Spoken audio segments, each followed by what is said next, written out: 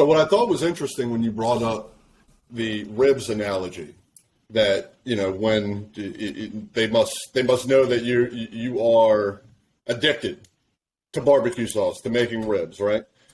Well, the algorithm has obviously, in my opinion, evolved to the point where it's more indirect marketing, and they teach you this in psychology, to be a lot more. Actually, subtle cues are more effective than in-your-face ads, right? Facebook or social media in general has faced a lot of flack from their user base about, I want to see more posts from my friends. I want to see more posts from my family. Yep. And they started to notice that the increase in the frequency of advertising was becoming elevated to the point where it was a detriment to the user experience. Right. So the algorithm has been able to evolve where it's not throwing the rib sauce or Applebee's in your face, right? It's not throwing those ads as frequently as it once was. But what it is doing is pulling every piece of content that it can about your friends or family who may be having a barbecue or cooking or anything related to what might trigger you to have a thought about ribs, your favorite, right? And and that could be with any kind of food. My girlfriend, she loves to cook. All she sees is ads for people who are cooking. That's it. And then she'll obviously get a notification or she'll get an email or she'll get, a message for a call to action. And that's how the internet works now. Yeah. So it's more subtle. It's not nearly as in your face or as obvious. Right. Now, what I want to know, and this is your area. Yep. Because I can identify and I can come you can up with see it. Fail strategies. Yeah. How does a company maximize the algorithm to benefit their product or service? Sure. So what that comes down to is, and that really does come back to the conversation of, right, so our job professionally is to stay on top of these changes to the algorithm. And it's not just the algorithm. That's a really dangerous word to just throw around, and a lot of people do that. One, because there are enough people out there that just don't really know how basic a simple basic algorithm is. It really is just about if-then statements, and so finding a best route to an end point based on a lot of variables and based on a lot of known aggregated data. So all that is easier to just call the algorithm, and it's been thrown around long enough that it's easy enough. We say it, kind of everybody knows it's that. That's the secret recipe behind the scenes that ends up getting for this from here in front of this person to here. Okay. Ultimately, our job is to stay on top of those iterative changes. Some of that is known documentation and actual data that thought groups that can discuss it. This happens every year, every single time Google does their big change to, I hate to just do what I said I wasn't going to do, to their total set of algorithms, processes, data aggregation, crawling and indexing that determines a value of a website, weighed against its audience, then weighed against the search criteria that a particular user is trying to use in order to find a result. And if that result, in Google's opinion, or in Bing's opinion, or Safari's opinion, if those results of those websites match an experience, not just an answer to the search that the customer is putting in, but that the actual experience once the customer goes to that site, that platform, that experience, is going to yield a successful journey for that user, meaning that they're going to stay happy with Google. That's all that Google cares about, right? That their search product, their key main product as a business, right? When you do that search and you end up at the results that they put on the first page, whatever, that's all Google cares about. Is are our clients going to remain satisfied with us? They care indirectly that the customer is satisfied with your experience that you're queuing up for them. But it's really indirect. Okay, so that's one way just to look at it from the SEO standpoint. Your experience is way more important than just having the right keywords and having the right metadata and having the right SEO strategy around your website. It's way more than that. When you go into the social media side of it, we have to be aware, those of us who call ourselves marketers, those of us who call ourselves strategy agencies, right? Those of us who are performing those services, we have to stay up to date on what changes are happening, how is data being aggregated, how is all of that nesting together to ultimately get an offering or a message in front of a customer. Now, the best example I can give of that today ties right back into what you said about your girlfriend is seeing cooking. I see cooking, specifically barbecue, home chef wannabes, right? That wannabe gourmets. I see those videos all the time. Anytime I'm on Reels, anytime I'm on any social media platform that has short video content, if you as the consumer don't recognize that that is an ad, it's an ad. Now, it's either being paid for and boosted or targeted by that brand or by their agency. They are strategically setting up multiple campaigns, most likely more than one, that are hyper-targeting an audience that is specifically looking for this type of content, because at the end of that reel, somehow or another, there's a commodity attached. And it's either just the pure monetization of that channel, of that influencer, which we know is decreasing and decreasing and decreasing and decreasing. There's so many people now that just consider themselves to be influencers that amount of pool has to be shared across everybody. So everybody that's monetized, and you start, I mean, this is where you went from seeing ads sucked, and so it made the social media experience suck because it wasn't the point of being on social media, and so people ran away from Facebook by the dozens and millions. Facebook made changes to that, and then you saw people come back to it. It's still probably only for my generation and maybe parts of your generation, it's still somewhat kind of bouncing back, but a lot of generations are just done with Facebook. They're either completely Instagram, they're all the way on TikTok, they're in all kinds of other different. I mean, like my kids are talking languages that I'm just like, I have to pay attention to it because it's part of my actual career set. But I'm like, well, that's cool. That works for them. I mean, our parents thought we were nuts for being on AOL, and they thought we were nuts for being on MySpace, and they didn't understand it. Like, go outside and play in the fucking sun. Like, get off of your stupid computer. And now it's this, and it's this, and it's right. So ultimately, what it comes down to is the hotbed right now is video content. That video content is engaging. We're starting to see crazy numbers. People are, minimum of 60 minutes a day, maximum of 3-4 hours of their days, their lives, they're just watching endless reels. But the thing is, think about if that was television and you could get people to just forget about the soccer that you're trying to watch, right? I can't believe I said soccer, but forget about the sporting event that you're trying to watch. You're just literally like dying to see the 30-second, 2-minute ad. Who in their mind is dying to see a 30-second spot on TV? Nobody, right? But yet we're fascinated by watching other people, blow shit out of their nose through a straw onto a napkin, or animals doing crazy shit or whatever. We forget how much we are sheep. We forget how much we are just broadcasting the target of how do we want to consume the ads, right? So now the most important thing is, you tell your client, you tell your product, your brand, you need to create content. You have got to be creating captivating content that makes sense, that people want to actually watch and engage in, because even if you don't promote it and boost it, right, if there's enough response to it, the right content is going to get in front of the right audience if there is a conversion metric assigned to it.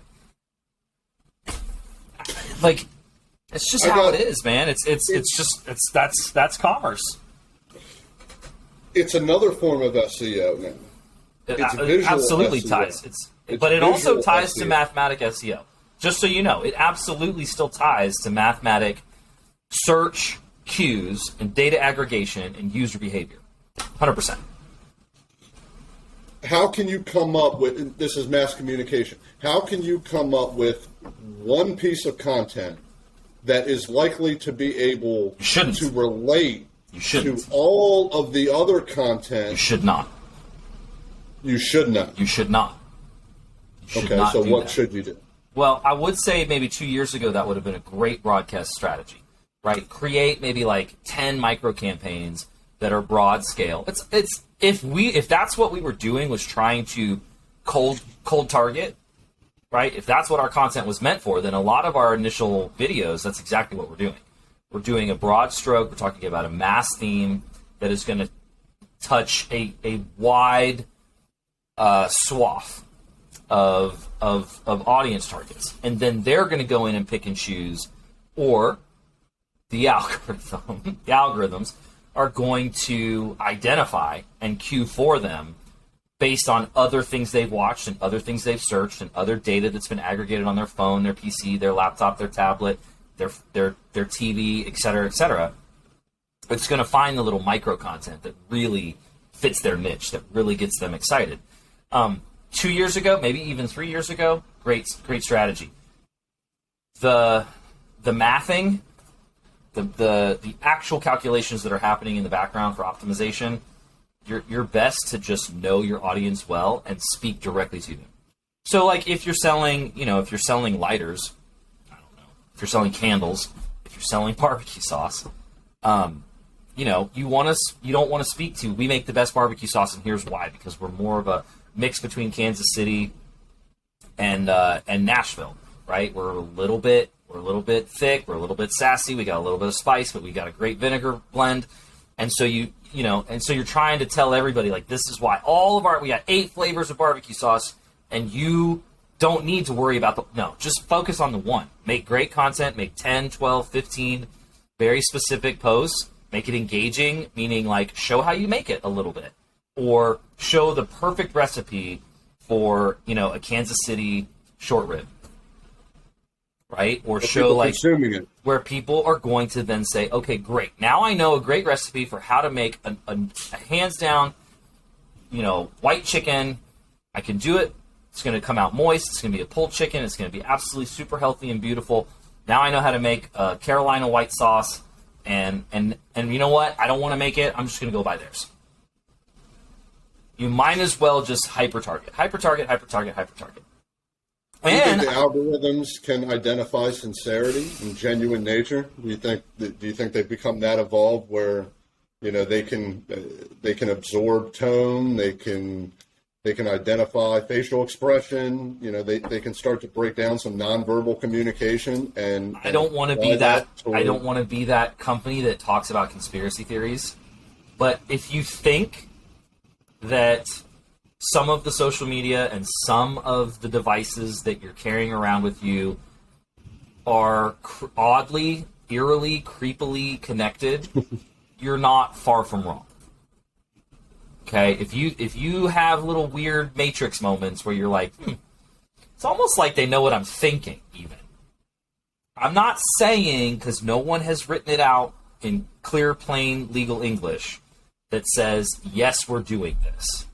But if you think in your own quiet space, not paranoid, not conspiracy theorist, if you think that something happened that was a little bit Matrixy, I'm not saying that you're far from wrong.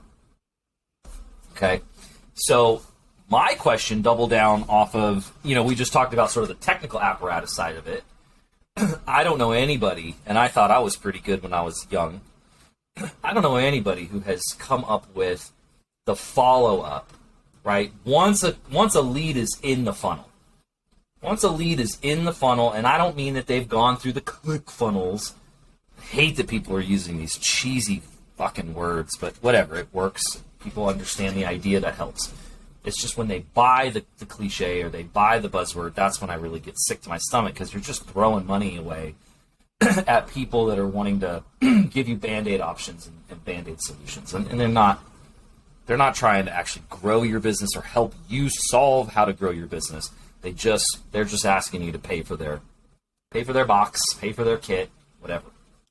But I don't know anybody. Once you've got an email address, once you've got a cell phone number, once you've got a live connection to the client, I think chat, all these things, I don't know anybody who's developed a better set of comprehensive follow-up, long-term, increased customer lifetime value, increased average order value, really giving that net experience to the customer and also bringing their value to the brand, to the client, than you have over the 12, 15 years I've watched you do it.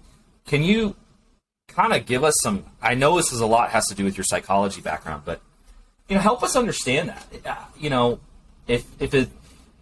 If someone thinks that just the quick win or that the solution honestly is just a great website or a really good unique funnel coming off of a video and eventually getting to the product or subscribing to your channel or whatever, you do the whole behind the scenes magic.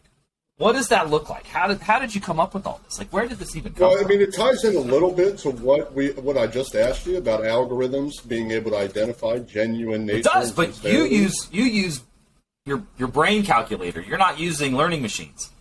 No, I'm not. I don't.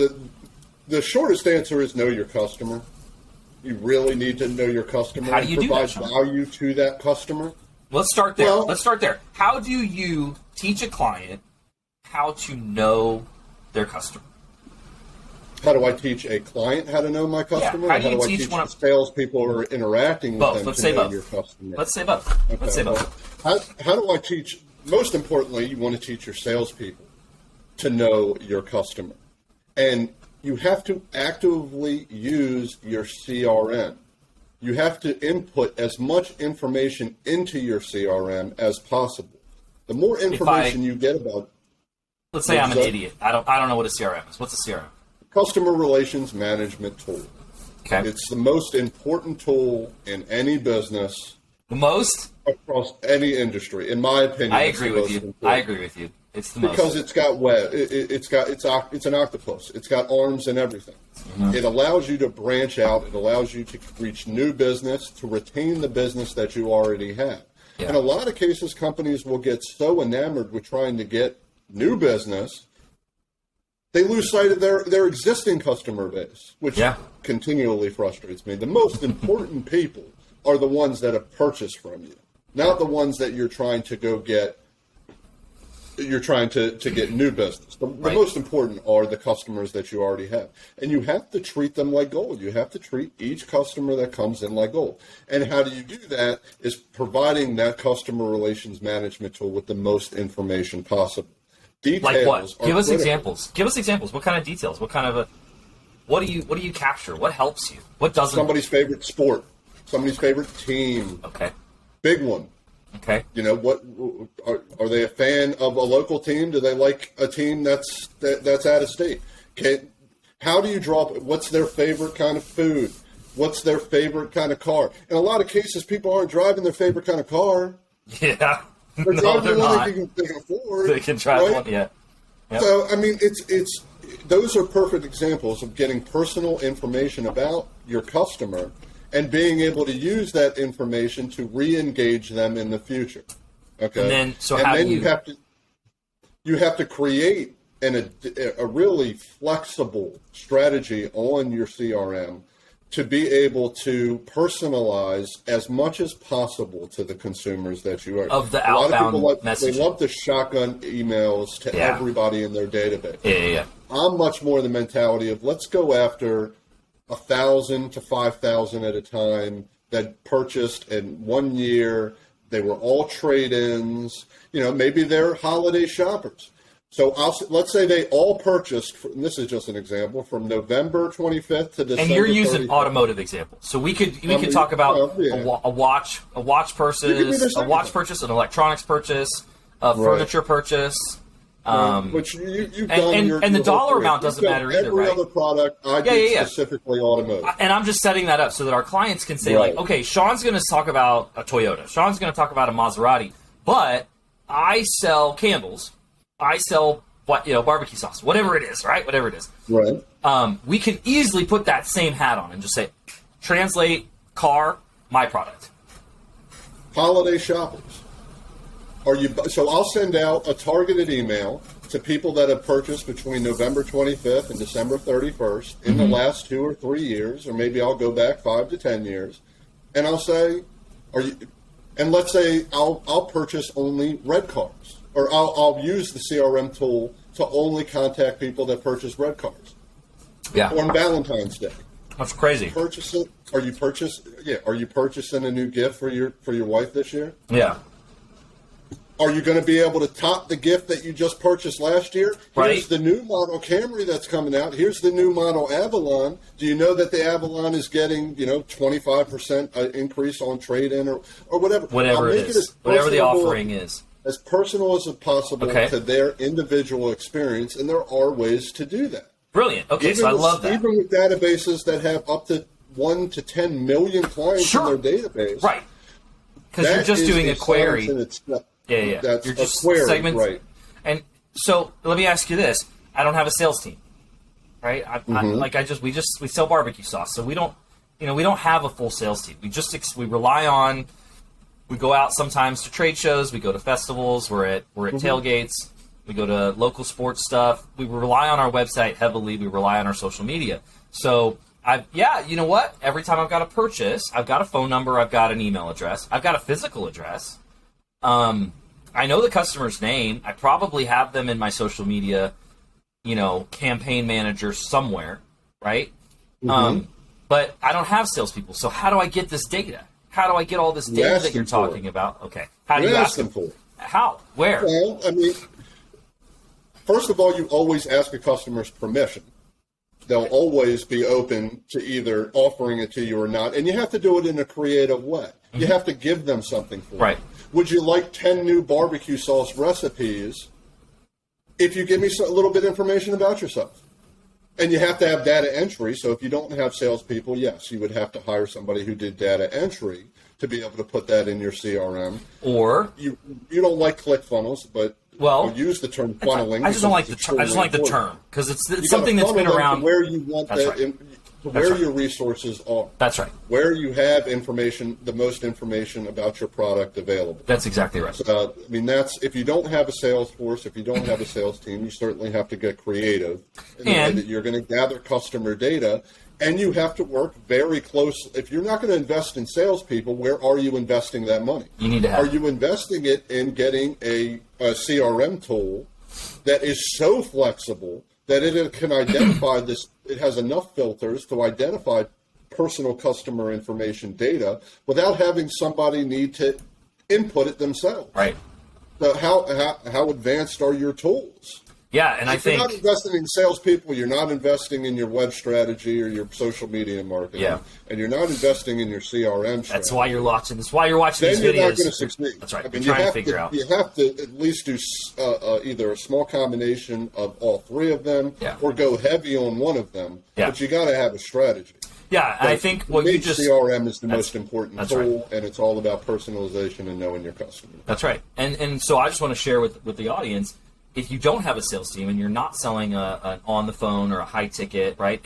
If you are e-commerce heavy on your sales, and some of that could be social media, still, I absolutely back everything that you're saying, Sean. That the CRM, you better be creative with your email marketing if you don't have any sales. Your CRM is, you don't have a CRM baked into social media. You don't have a CRM baked into the back end of really any of the decent e-commerce platforms that are out there that are worth using, right? Certainly not any of the customizers or the editors. So I absolutely agree. One of the smartest things that any customer client could do today is get on a call with us. Let's do an audit. Let's talk about an actual CRM strategy. You'd be surprised how affordable, if not how freemium, some of the really good ones that are accessible and flexible that work well with e-commerce. And you can absolutely begin to funnel your social media leads, your e-commerce leads. They can all be funneled into your CRM tool. You can then absolutely go and personalize and hyper target based on the data that you're already capturing. If you have some very simple customer recognition tools built into your commerce platforms.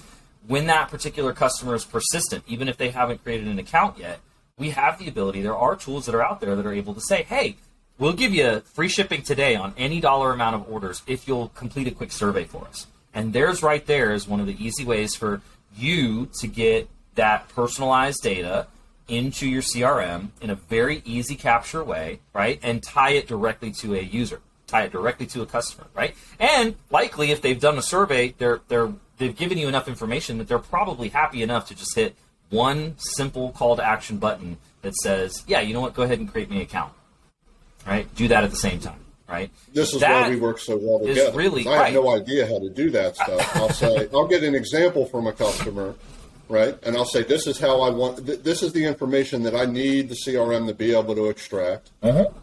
This is how many people I have to be able to do it. Yep. And you're the tech genius, and you're the project manager, e-commerce genius that can figure out the most viable solution, the most cost-effective solution to be able to implement what I want to be done from a strategy standpoint. Yeah. And that's why me and you are, I mean, really. That's why we created Second Team. The perfect tandem, the perfect duo. Yep. And another reason why we're thought leaders in the e-commerce space and why we've been followed and our strategies have been re-implemented everywhere we've been, rinsed and repeated constantly over the last 10 years is because when you put both of our minds together, you're going to get very effective. It's been a really unique. I love that, Sean, because it really wasn't until we started talking about this again and what if we did this? Why don't we do this? Why don't we do this for everybody else? It really wasn't until then that I stopped and kind of did the reflecting, right? Kind of maybe as a dad, as many kids as I have now, I've watched like the different cycles of kids going through their different ages multiple times, right? Like I've seen 12 before, I've seen 8 before, I've seen 3 before. So I think some of that reflection was when I started to like look at it and go, maybe we are a lot less common than I'm giving us credit for. And then we really sat down and did our deep dives on what would Second Team look like and what would our mission be, right? What is our vision and how do we give that to the right audience? Who is that right audience? It makes perfect sense, right? I mean, we are not letting Fortune 500s have access to us anymore, right? We're not even really letting like relatively mid-sized commercial companies have access to us anymore. We are and in a way, we're giving them more access. That's well, in some ways, we're giving them more access. In some ways, we're not intimidated by them anymore. In some ways. For me, it was because I already felt like I was on top. Right. Naively, that was the case.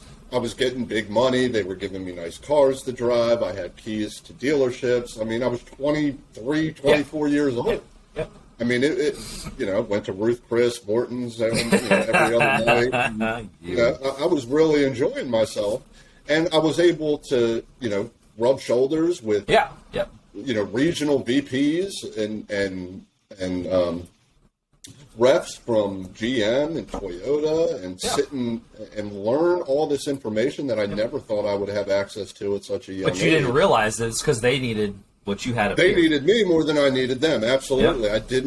I did not realize that from the beginning. In a sense, we needed each other. I didn't have the product to sell. They did. They did a fantastic product in all cases. I never worked for a sham product. They gave us. I mean, the worst product I worked for. No offense. It was when I was at King. They were a GM dealership, a Chevy dealership, and a used car dealership. Yeah. They had other dealerships, but they had a Mitsubishi dealership.